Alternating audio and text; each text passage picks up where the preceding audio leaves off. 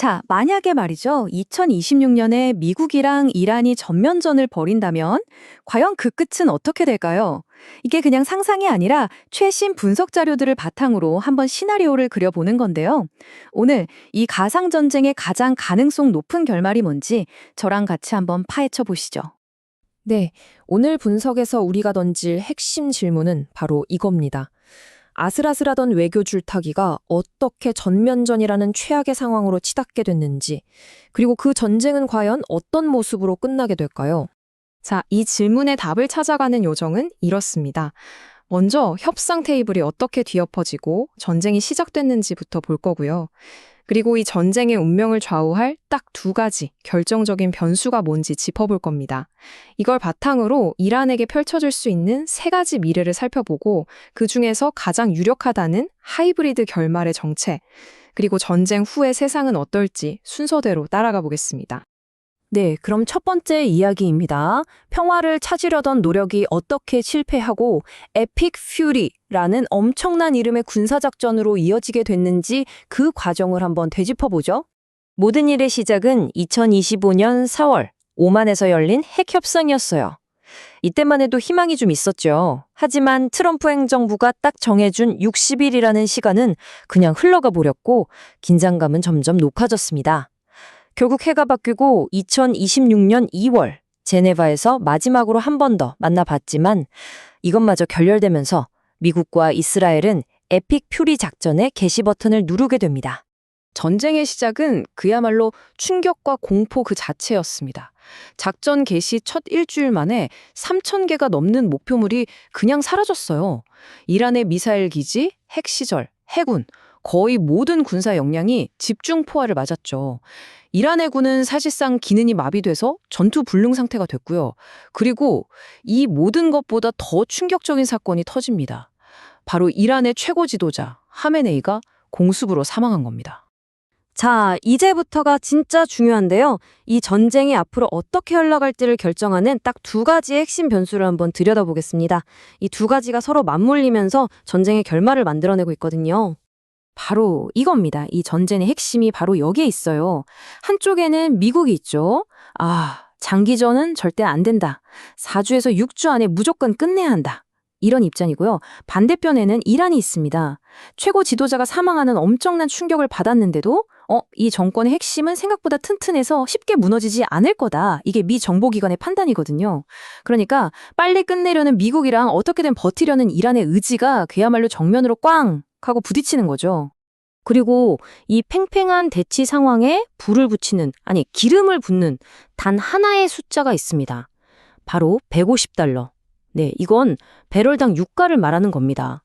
유가가 배럴당 150달러, 심지어 200달러까지 폭등할 거라는 공포가 전 세계를 덮치는 순간 이 전쟁은 완전히 다른 국면으로 접어들게 됩니다.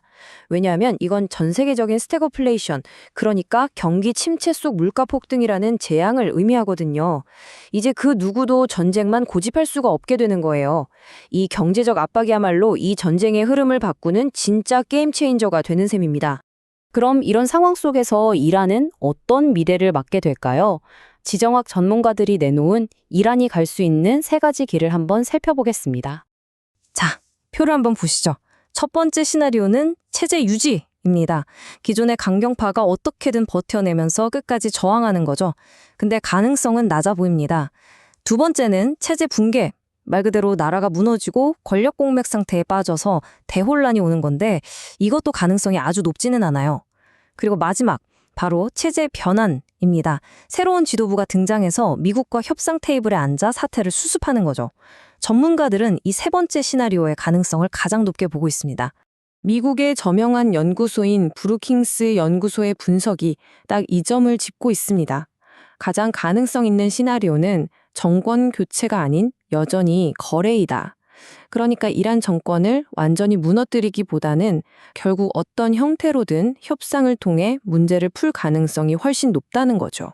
자, 그럼 지금까지의 분석들을 다 모아서 이 전쟁의 가장 유력한 결말, 소위 하이브리드 결론이라는 게 도대체 뭔지 그 속을 한번 자세히 들여다보겠습니다.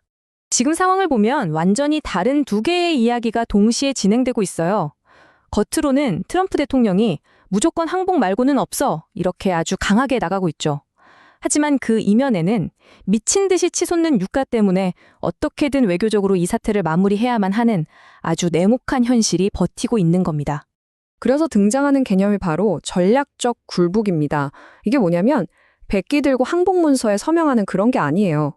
그 대신 이란에 들어선 새로운 지도부가 경제 제재를 풀어주고 재건을 도와준다는 조건으로 핵이랑 미사일 개발을 영구적으로 포기하겠다고 받아들이는 겁니다. 일종의 잘 짜인 딜인 거죠.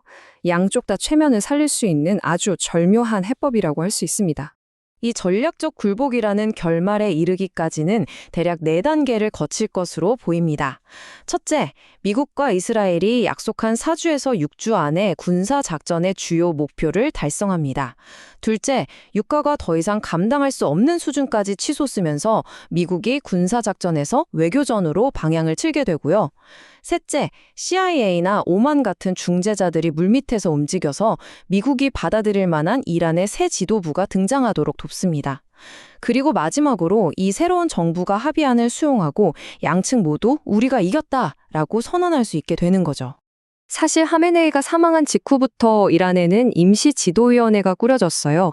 그리고 이미 물밑에서는 알리 라리자니 같은 실용적인 보수파나 하산 호메이니 같은 개혁 성향의 인물들을 중심으로 새로운 리더십을 세우려는 움직임이 활발하게 진행되고 있습니다. 바로 이들이 미국과 거래를 성사시킬 협상 파트너가 될 가능성이 아주 높은 거죠. 좋습니다. 그렇다면 이 하이브리드 결말이 현실이 된 이후 중동의 모습은 어떻게 바뀔까요? 마지막으로 그 부분을 한번 짚어보겠습니다. 어떻게 보면 이 결말은 양쪽 모두에게 윈윈으로 해석될 수 있습니다. 미국 입장에서는 이란의 핵무기와 미사일 위협이라는 골칫거리를 제거했으니 전략적 목표를 달성한 셈이죠. 그리고 이란의 새 정부는 미국의 경제 제재에서 벗어나서 파탄난 경제를 다시 살릴 수 있는 절호의 기회를 얻게 되는 거고요. 아주 흥미롭게도 트럼프 대통령의 과거 발언에서 이런 미래를 엿볼 수 있습니다. 만약 이란의 말이 통하는 새 지도부가 들어선다면 이란을 다시 위대하게 Make Iran Great Again 만들기 위한 대규모 경제 지원을 아끼지 않겠다고 했거든요. 강력한 군사적 압박 뒤에 달콤한 경제적 보상을 제시하는 아주 전형적인 트럼프식 협상술이라고 할 수 있겠죠. 네, 이렇게 새로운 지도자가 들어서고 새로운 합의가 이루어졌습니다. 하지만 이게 과연 중동의 진짜 평화를 가져다 줄 수 있을까요? 아니면 그저 또 다른 갈등의 시작이 될까요? 그 질문에 대한 답은 아마 오직 시간만이 알고 있을 겁니다. 시청해 주셔서 감사합니다. 싱크 코스모스 랩이었습니다. 모두 행복하세요. 구독과 좋아요는 큰 힘이 됩니다. 감사합니다.